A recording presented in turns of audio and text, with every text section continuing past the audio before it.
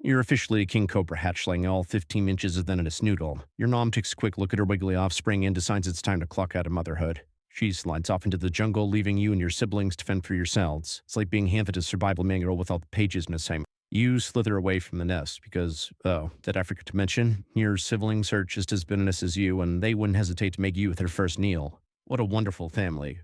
Now, on your own, you set off to explore this dense forest located somewhere in Southeast Asia. Unlike most snakes who prefer the cover of darkness, you're a daylight hunter. The sun's warmth energizes you, making you ready for your first adventure. Mount Wang, did you just realize that you look like any ordinary snake? No sign of those sancture-flared ribs that make you special? Because, my friend, King Cobra doesn't waste its intimidation tactics on casual strolls. It only spreads its red ones feeling spicy, either threatened or ready to throw hands. Thanks. Otherwise, it just folds up like a normal snake, undercover mode activated. Oh, look, a skink scurry spy.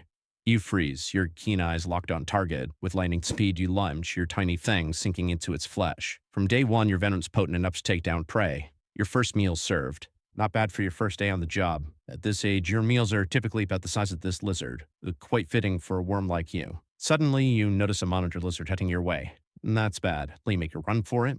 Oh, wait, it hasn't noticed you yet. That's definitely thanks to your striped skin, which helps you blend seamlessly into the background.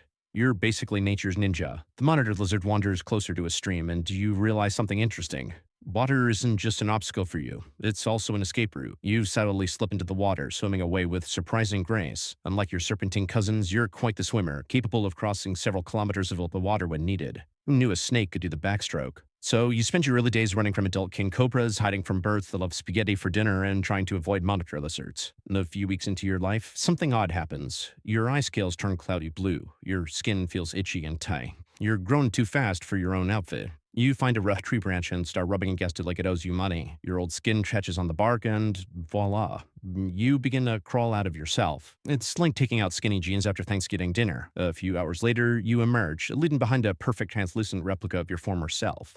Your colors are brighter now and your senses sharper. Growth spurt accomplished. And Head'll be doing this every few weeks while you're young. It's the cobra's way of taking a shower.